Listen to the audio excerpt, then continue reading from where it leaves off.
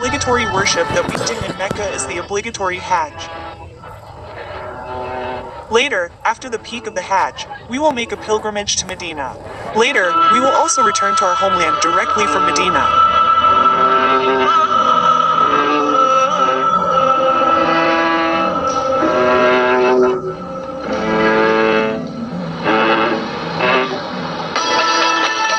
Medina is the second holiest city after Mecca for Muslims, located in the western region of Saudi Arabia.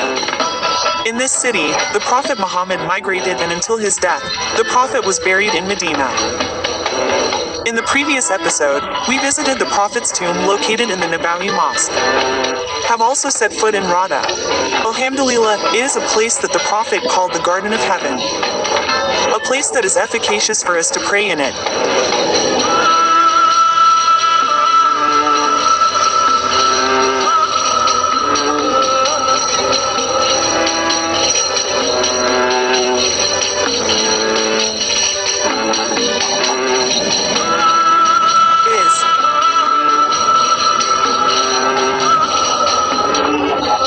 Time to go around the city around Medina, right? As a holy city, Medina also has boundaries of the forbidden land. Like in Mecca, there are boundaries of the forbidden land. What is there? Well, as long as it is within the boundaries of the forbidden land, the rules that we must obey are similar to the prohibitions when we are in the city of Mecca, especially those who want to perform the Hajj. Yes. Our trip this time is indeed a little outside the city of Medina, passing the boundary of the forbidden land next to us. Now we are outside the land outside the forbidden land. Facilitated by the KBIH that we follow, namely Mulker. The first place we went to was the Raja Fat Al-Quran printing house, precisely in the Anakil area, about 11 kilometers from the Prophet's mosque.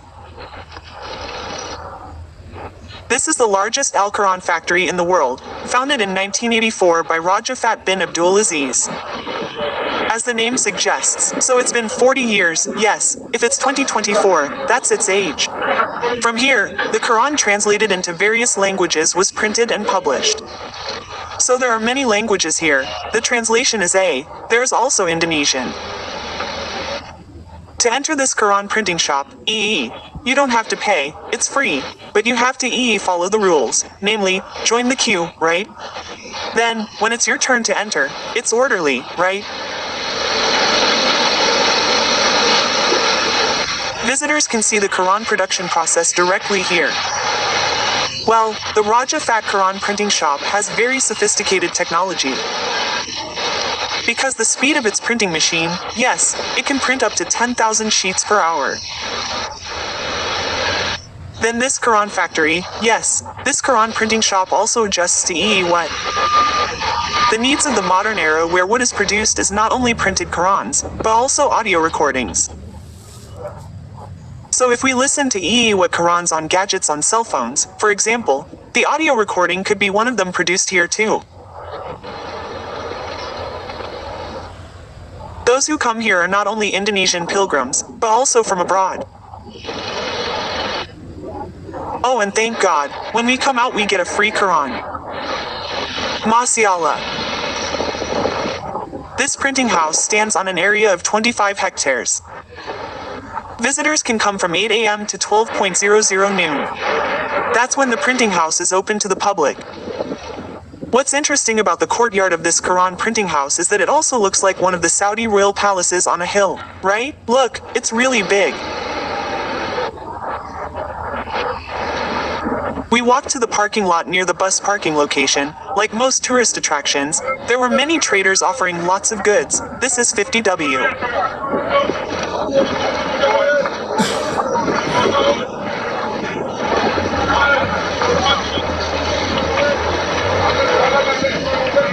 We were tempted to buy grapes. These grapes are cute. I mean, it looks interesting because they are small, right? Halal, 10 riyals, 10 riyals. Halal, 10 riyals. Halal, 10 riyals. Buy the grapes for 10 riyals per kilogram. Let's say 1 riyal is 500 riyals, so a kilo of grapes is around 4,000 rupees.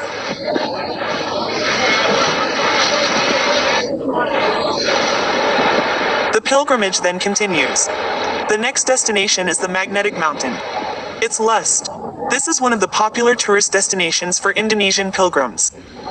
The Magnetic Mountain or Magnetic Hill is originally called Monte Bida.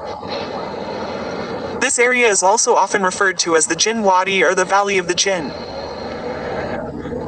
This magnetic mountain is famous for its ability if, for example, there is a vehicle like that, it will be pushed at a speed of up to 100 kilometers per hour.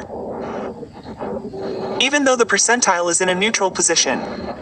This is because it is said that the magnetic mountain has a high magnetic content as its name suggests. However, the scientific research itself has never been officially published. Either there hasn't been any or we weren't diligent enough in looking for the data. But when we went there, the tour guide was an Indonesian who studied there, so he had settled there. Even said, yes, it could be that the road along the magnetic mountain is actually going downhill. But because of the optical illusion, there's more desert on the right and left or open land, it looks flat. That's what can make the car move by itself. God knows best. Which one is right? There is one. That is clear because this phenomenon spread by word of mouth. From social media to social media, the magnetic mountain has become a pop. Even though this place is really like at the end, following the asphalt road is dead. The asphalt road only stops here. This is about 60 kilometers from the center of the Medina quarter. So if we want to go home, we really have to go back because there is no road to the end. The Saudi government also seems to read that, oh, this is crowded with tourists. So at the same time, shelters are built for tourists who are popular here. If we can't try it, let the car go at a speed of 100 kilometers per hour. Don't worry, we'll go up camels only. That's a popular camel ride. A popular activity here. Most of them are mothers, fathers, grandfathers, and grandmothers during the Hajj. They really enjoy riding camels. The fee is 10 riyals per person, which is around Rp. 4,000. This is an attractive activity. In Indonesia, we don't find camels. If you want to ride a camel, you probably have to go to the zoo. Well, this is like a kind of entertainment. Well, it's called traveling, having fun. Refreshing a bit. Riding a camel here. Look at their faces, they all seem cheerful.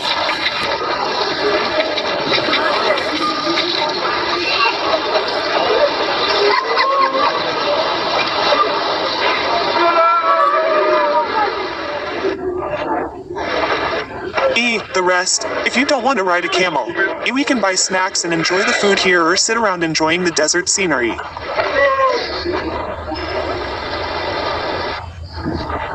Jabal Magnet itself is geographically located on the old Arabian plate, which is 700 years old. The landscape of the Arabian plate, if we look at it, the hills look like they have lines because they are made of lava deposits. The area reaches 180,000 square kilometers. The lava comes from the surface of the earth from a 600 kilometers long crack known as the Medina Nu Food volcanic line. It looks really epic, it looks exotic, right? From Jabal Magnet we return to the city via the road we took earlier. The only way from Medina to Jabal Magnet. Well, between these valleys we can see there are date palm gardens. we can see that there are many of these, yes, yellow ones. This is being harvested. Medina is indeed known not only as the city of the Prophet, but also famous for its date palm gardens. So the next destination before returning to the hotel is to stop by the date palm garden. Original dates from Medina.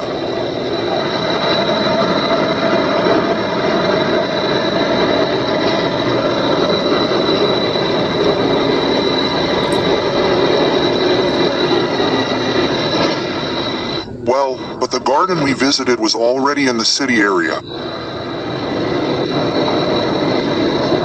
Because here the mountains don't have any greenery.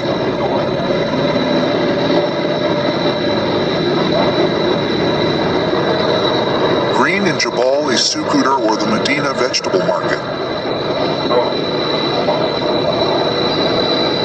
But actually everything is generally available here.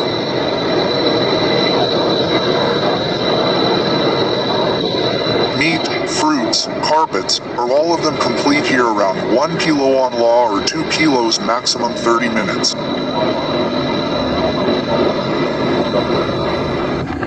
The date palm garden that we visited turned out to be more in the part where there is a souvenir shopping center. So maybe the date palm garden is still wide somewhere.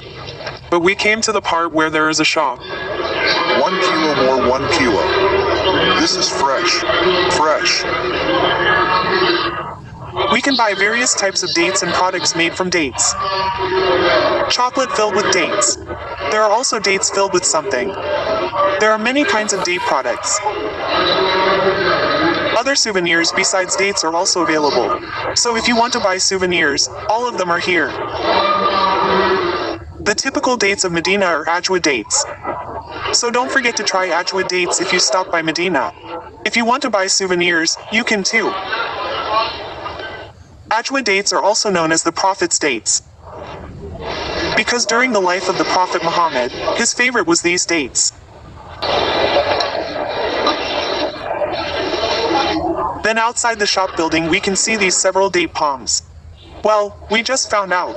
We just saw this. There are some trees whose dates are ready to be harvested. The color of the packaging is like that. Come in, come in. Let's buy a lot.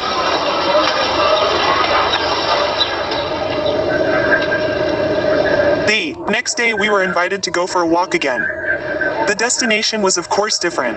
This time to the Al-Qubbah Mosque. We passed through the center of Medina, which looked crowded. Before going to the Al-Qubbah Mosque, we were still invited to stop by the date palm garden again. It could only be that if yesterday's tour was organized by KBIH Yuja Kuro. Well, today's city tour was facilitated by the cluster officers and the committee, the Hajj committee, something like that. Well, the problem is that the KBI Hall Kira has a lot of pilgrims. Almost one box is filled with all the Kira. So if you want to go for a walk in one box or go for a walk in Kira, then it's all filled with the same people. In this garden we can see how dates are harvested. If yesterday we only saw dates hanging, ripe on the trees. Now there are some that are being harvested, so we can know the harvest is traditional here. They still use buckets. Baksu, Baksu, Baksu, Baksu, Isti. In addition to being harvested when ripe, dates are also picked when they are still young. Young dates are usually sought after to increase fertility. Many people who want to have children quickly are advised to just eat them. Try young dates. Ma'am, the meatballs, ma'am. Rice and round rice, ma'am.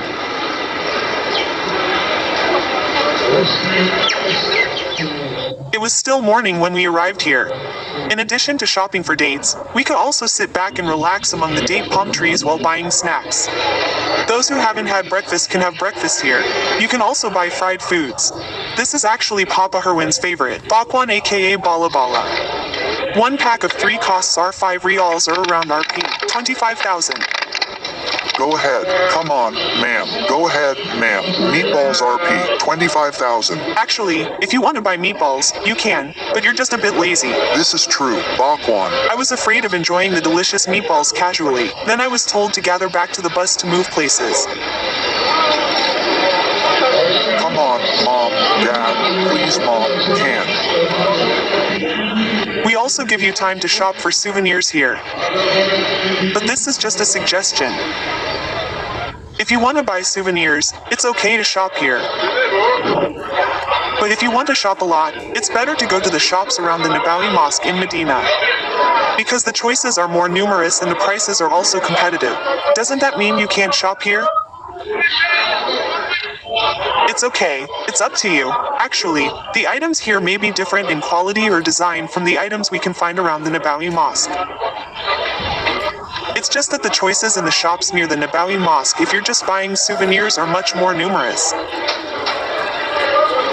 Date palm plantations are indeed one of the identities of Medina. In 2020 alone, there were more than 4 million date palms in this city. That can produce 189,000 tons of dates per year. So it's natural that we can easily see date palms here and there. Not only in the gardens, sometimes on the side of the road there are also many date palm trees, or near settlements there are, for example, there is a small land, usually there are date palm trees. The virtue of the Qubbah Mosque is immortalized in the Al-Quran Al-Kareem. One of the main things about this mosque is conveyed by the Messenger of Allah sallallahu alaihi wasallam from Mecca to Medina is called Tinkul Hijra, and the end is at the Qubbah Mosque. Then we finally arrived at the Qubbah Mosque. This is actually the main goal. This is the first mosque built by the Prophet Muhammad when he first arrived in Medina. Actually close to Nabawi, only about 5 kilometers.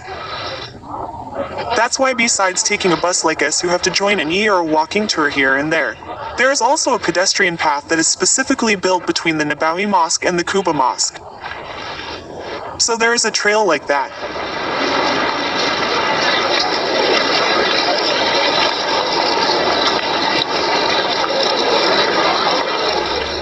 The Qubbah Mosque has special features. In one of the hadiths it is stated that praying at the Qubbah Mosque is equivalent to the reward of Umrah. That's why we don't waste time when we arrive at the Qubbah Mosque right away. The first thing to do is prayer.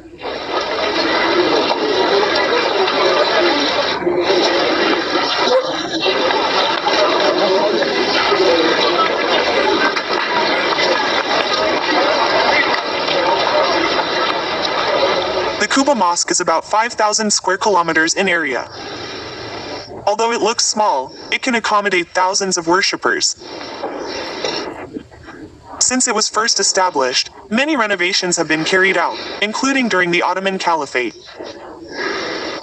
An major expansion occurred in the modern era of the Saudi Arabian government, the Saudi Kingdom.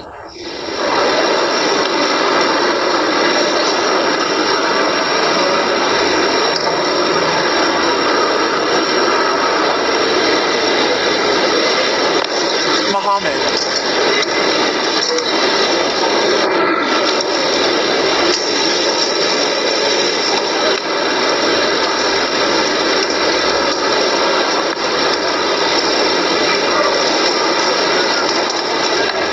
Well, if we look, there is a golf cart. Well, this is a vehicle that we can also rent if we want to go back and forth between the Qubbah Mosque and the Nabawi Mosque. The rate is cheap, 10 riyals per person.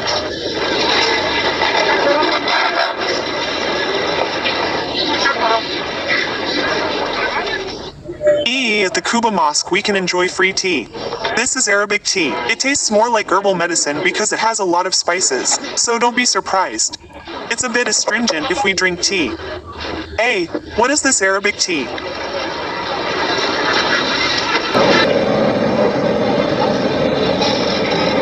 The next pilgrimage destination is to Jabal Ahad.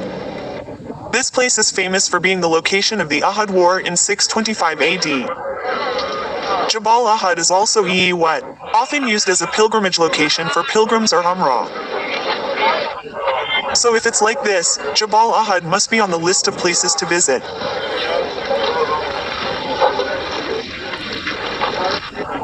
This place witnessed the terrible war between Muslims and polytheists. In that battle, 70 martyrs were killed. Among them was the uncle of the Prophet Muhammad, Hamza bin Abdul Muttalib.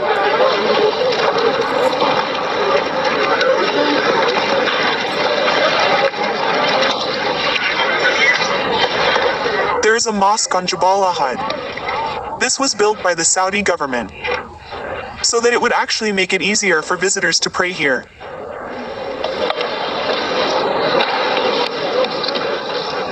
And leave the spoils of war. Well, so that the current condition is that the faith of Muslims is starting to be disturbed. Oh, the companions also, the language is, it consists of the Badar experts who will indeed be buried.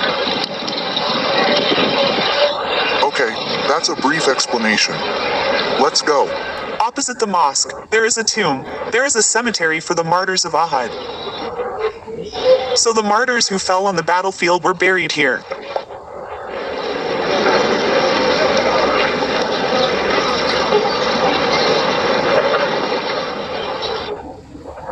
As a historical location for the development of Islam, there are guides here like a guide.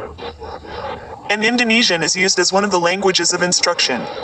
Mashallah, yes, it's true that in Saudi Arabia, Indonesians have no trouble communicating. Like this sign is in Arabic but in Indonesian. Wherever you want to shop, the merchants will definitely understand Indonesian.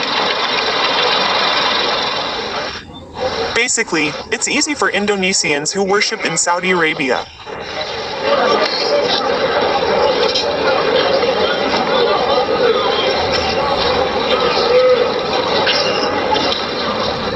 The virtue is when we what? When there is prayer, then fight. Well, then Qadarullah, yes, when compiling the war script of the Prophet Sallallahu Alaihi Wasallam.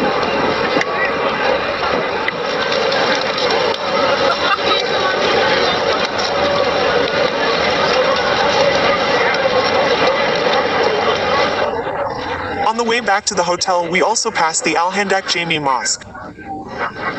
Al-Handak means trench. The trench war is also one of the monumental ones. This mosque was built as a tribute to the martyrs of the trench war. The Muslims of Medina tried to defend themselves from attacks by the infidels. Then, to be safe, they dug a trench. If the fort stands up, if the trench is to prevent the enemy from entering the city, all the troops and enough. That's one of the miracles that Allah gave during the war. There are other tours around Medina that refresh our understanding of Islamic history. The Battle of Uhud must be have heard of it. I'm sure everyone has heard of the Handak War. I've probably heard of the Qubbah Mosque too. But by visiting the original location where the history took place, it feels more immediate. If you've heard it in school, you'll immediately replay it and your memory will be thicker. About Islamic history, prayer is a weapon of the faithful. If we always pray, the benefits are, thank God. If we understand the history, our faith can also be stronger, and provide lessons from past events. Then we can take the wisdom to avoid the same mistakes in the future. So, yes, it's true that if we come here on a pilgrimage, like that, to the place where the history took place, God willing, it can deepen our faith, and remind us of the struggle of the companions and the struggle of the Prophet Muhammad Sallallahu Alaihi Wasallam, of course, in fighting for this religion that is blessed by Allah. That's more or less it. That's why these pilgrimages are also important, not just for sightseeing.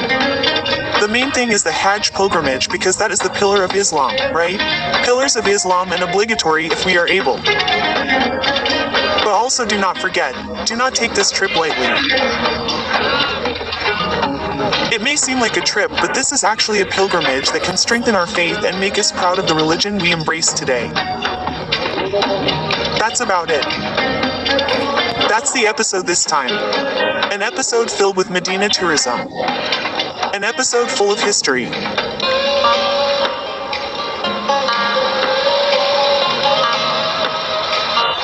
See you in the next stories to invite children. Assalamu alaikum.